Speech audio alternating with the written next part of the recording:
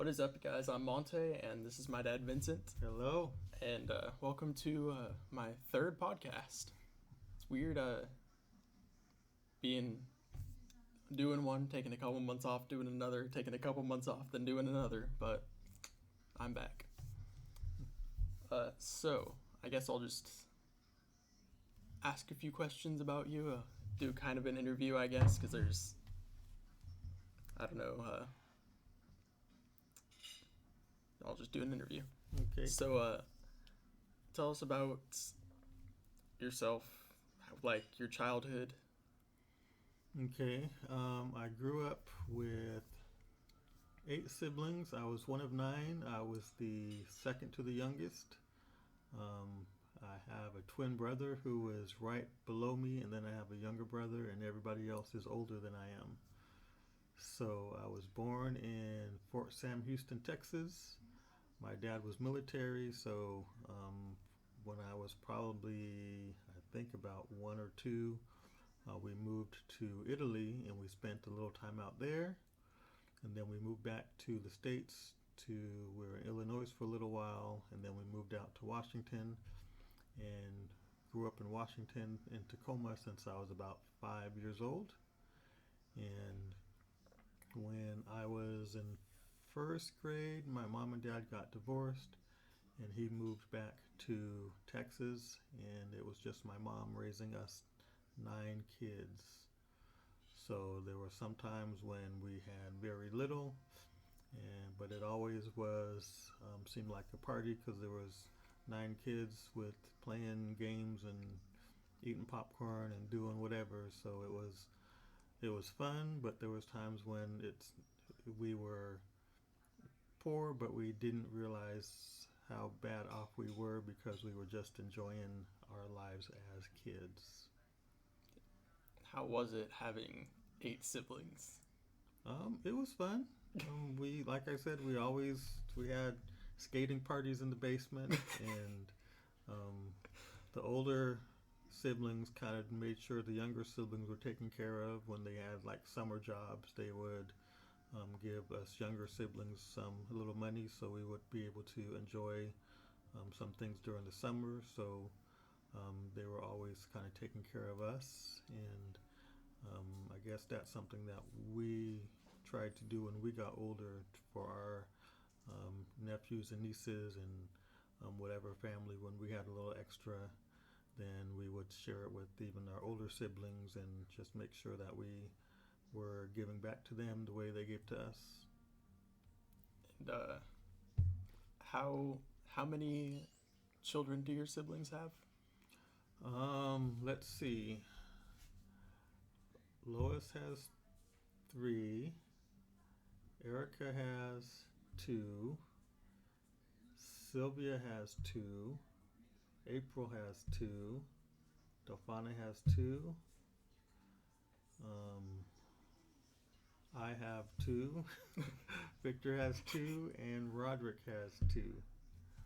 And my other sibling, Paul, who passed away maybe a year or 2 ago, he didn't have any kids. So that's a lot of nieces and nephews. Yes. And, yeah. What was it like growing up with a twin? Everybody asks us that question, and mine and my twin brother's response usually is it's something that was just normal to us. Then we ask them, what's it like growing up without a twin? Because that's what's normal to you, so this is normal to us. But in reality, it was a lot of people wanting to talk to us and be acknowledged that we are twins to them. So we had a kind of special circumstance where people wanted to be around us and acknowledge us as something that's different that's going on. And they would ask, are you twins? And they say, who's the older, you or you? And then say, who's better looking? And who's the oldest and how much older, and all these kind of questions. So we got a lot of questions and a lot of people that just was intrigued at looking at us. So Did you ever like prank other people by like switching places or anything? Or When we were in junior high school, we decided to switch classes, and one of our friends saw us switching our coats so we could blend in. So he was in the class that I was switching in, so he kept telling the teacher that I wasn't who I was. And then finally the teacher asked, and I said, "Yes, I am Victor." And then the teacher asked, "Okay, Victor is in a different class. Where does he sit?" And I didn't know, so I just pointed somewhere. And everybody started laughing, and that's how they know we were caught. So, but we had to go home and tell our mom about it.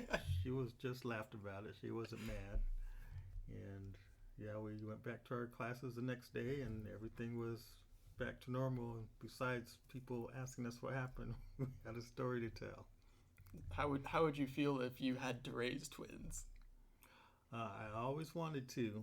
I think Victor wanted to also, but it didn't happen that way, and we were happy to have the children we had, and we did the best we could. Do y'all have like twin telepathy or whatever you call it? Like you can tell when the other twin is That's one of the how they're questions feeling. we got asked all the time. I would say no, we don't have the twin telepathy, but we do have the bond that when one of us is going through struggles, then um, I feel his pain more so than if one of my other siblings were, just because we have that bond together. And then on the other side, when he's going through some great times, and I take a little bit more joy in that just because we have that bond, and I like to see him succeed. And I always look at him and know his potential and know he can do things. And once he achieves it, then I'm satisfied that he is living up to what he can do. Um, what about any quirks that you notice that you do because you're a twin, Um, I don't know. or because you have so many siblings? Um, I know one is because I'm a twin. I like to do things in twos. Um, if I have a bunch of candy, I have to take two of them. If I'm um, like eating anything, then I have to try to do it in pairs, or else something feels out of kilt. And I, if I have to do an odd number, and then I do, but it doesn't feel right, and I don't feel complete for until I forget that I didn't have an even number. And then also with having a lot of siblings, then I when I go to the store, I get things in twos, but I get them in mass quantities of twos, like fours or six or eights, because there were so many of us. That's how we used to. My mom used to shop getting mass quantities, and that was a sense of security that we would have enough for everybody. So, pairs of twos and mass quantities. That's understandable. What about how did you meet mom, and how did y'all's relationship We expand? met in high school. Um, we used to see each other in the halls and say hi once in a while. And then we had a psychology class together. And your mom came and introduced herself and talked to me for a little while. And after that, then we kind of talked in the halls when we saw each other again. And it was the next year that it was Valentine's Day, and I bought her some flowers and balloons, and I gave them to her, and let her know what I felt about her, and that's when we started dating. And we dated. That was my senior year. We dated my senior year, and 3 years later, then we got married. how was it meeting her parents for the first time and her brother? Um, it was it was okay. When I went to the house, her dad opened the door, and her dad looked very young, so I thought her dad was her brother. And then her mom came out. Her mom was very young, so I thought maybe her mom was her sister, and I only remembered her having a brother, so I was confused. And then her brother came out, so, so I started putting the pieces together. But they were very welcoming, and um, they wanted to know about me, and I wanted to tell me about them, and um, they were very strict as parents, and that's understandable. And they just wanted to make sure that um, your mom was in safe hands and nothing bad was going to happen, and just trying to protect her. And at the time, I didn't like it because I was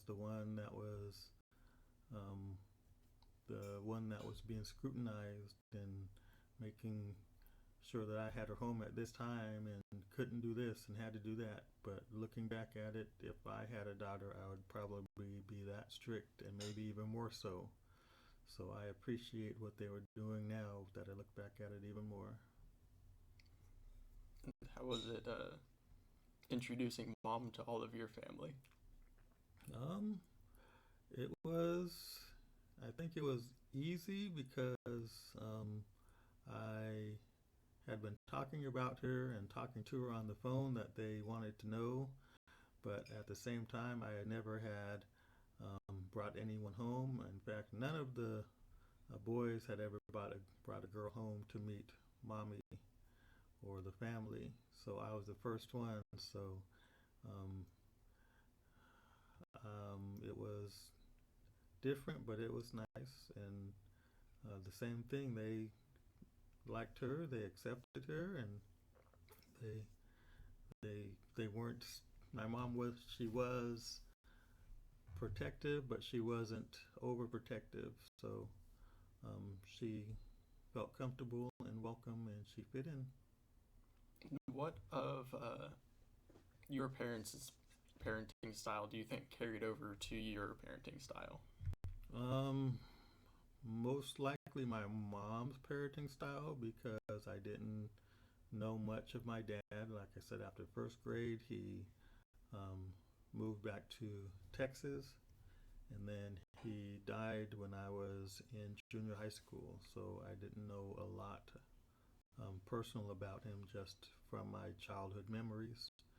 So I think a lot of my parenting characteristics came from my mom, and there were some things that I tried to um, not emulate from my mother, just because um, she always told us that she grew up with her mom not knowing how to express her feelings and didn't spend a lot of time with her um, in that in just quality time. So she was trying to do better, but she admitted that she still was struggling with it. So my goal was to be able to um, express my affection to my kids more so, and have a family that would be more close knit than my family that I grew up with was. And how was it raising two boys 3.5 years apart? That was fun. I enjoyed the time frame between was a good time frame that you guys got to be close to each other. It wasn't like a 10-year gap that you guys had different sets of friends and different sets of circumstances you were facing. You were close enough that you had different friends, but you could still relate to each other. And um, like I said, I tried to show you guys that you were loved and had a family who enjoyed being together and enjoyed doing things together, and just wanted to make sure that you had a good foundation to um, keep your next generation of families going. How were my brother and I as teenagers? I think typical teenagers. There were some times when you guys were frustrating, and sometimes when you guys were um, to the point where I couldn't be more proud, and just different circumstances that brought on certain things. So just typical teenage years, but I would say for the most part, I had good teenagers compared to a lot of other people in their teenage stories.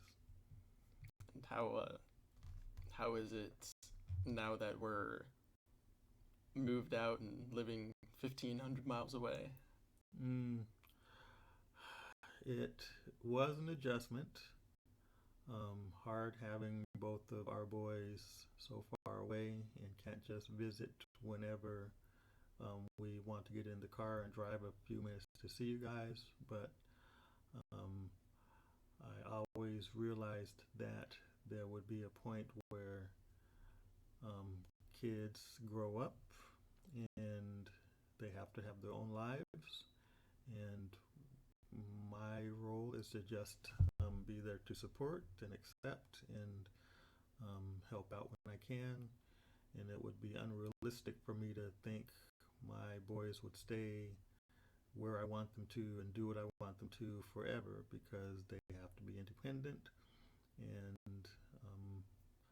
in different stages of your life you're going to need different things, and I just expect that and go with it.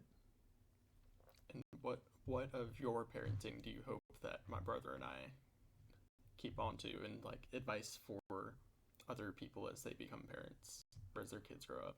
Um, I think just have the goal of making your kids feel loved and teaching them right from wrong, and guiding them when they need guidance, and being patient when they are rejecting your guidance, and just make sure that you equip them for whatever comes to them in this world, and equip them mostly for the world to come, because this life is just temporary, and there's going to come a time when we have to face our maker, and if we are prepared, then it will be a joyous occasion, and if we're not prepared, then it will be a terrifying occasion. So just to be ready, get them ready for this world, and more importantly for the life to come after.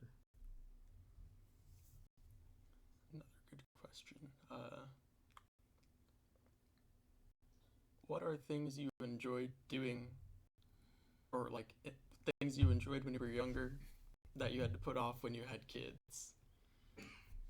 Mm, I have one thing in mind. Things I enjoyed, but I have to put off. When you or that you put off when you had kids. I think most of the things I enjoyed, I kind of incorporated you guys into it. Um, Sports like the Mariners, and playing baseball, um, video games. We played video games together. So what were you thinking I that was thinking like wrestling, WWE. Yes. So I did not know how into the WWE you were until I moved out. Yes, we grew up, me and my siblings, watching wrestling, and after wrestling was over, then we would play wrestling, and we would be our favorite wrestlers and wrestle together. And my brother Paul made a cardboard wrestling belt, and we would wrestle to see who would be the champion. So um, when we had you guys, then we had a wrestling video game, and we were playing it with Dante, and we didn't think anything about it until one day he was acting out some wrestling stunts on some other kids. And we realized he didn't know the difference, and he was still very, very young, so he didn't know the difference. So at that point, then we put all of the wrestling video games away, and we didn't play them anymore, and we didn't really watch it that much. I think by the time you guys got older, I kind of grew out of it. The storylines had changed, and it became more out there than I really wanted to watch anymore. So I didn't watch it as much, but I would still watch it once in a while to keep in touch so I can talk to my siblings about it.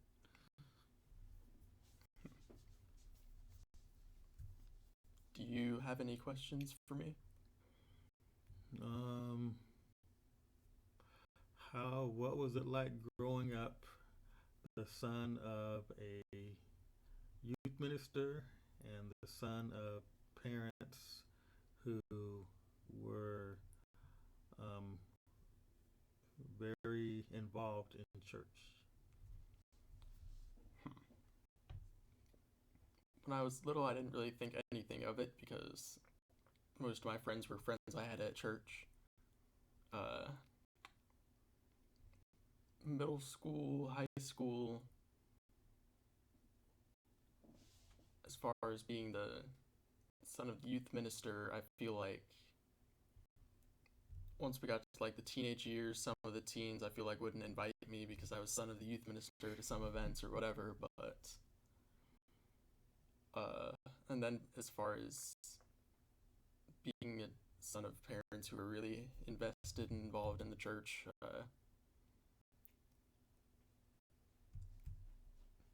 I don't know.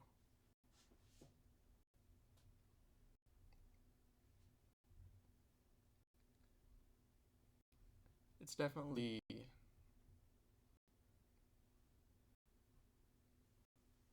thankful that I had that exposure growing up versus having to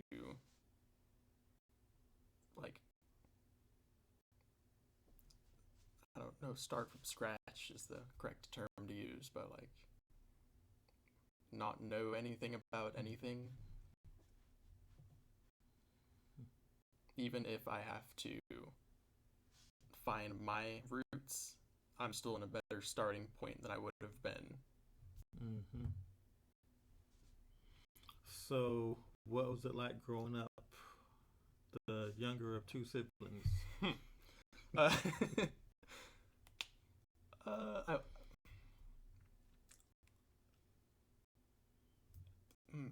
that's a mixed bag of answers. From the point of view of being the younger child from the two parents, it was nice because the older sibling is like the trial, and then I get the adapted version. But then being the younger sibling with an older siblings do not take it easy on younger siblings. I remember my brother and I we would stuffed animal wrestle. Mm. We would be sitting on the top bunk of our bunk bed. Auntie would take the stuffed animal out of my hand and just throw it off the bed. And I would have to get down off the bed, get back up there, and all that. He was relentless.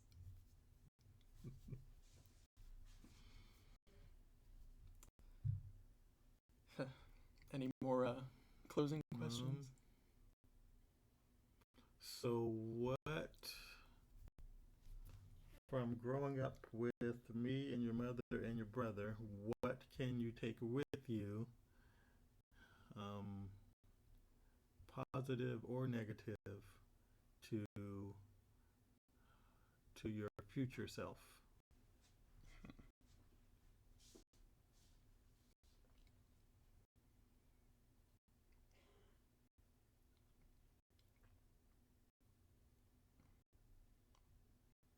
Definitely take communication. Even if like my children in the future don't like don't communicate with me as much, making sure they know I'm open with communication. Mm-hmm. Uh, I'll definitely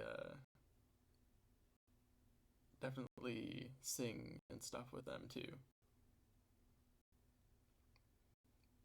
I'll try to make memories when they're little that they can remember when they're older. Mm-hmm. So Yep.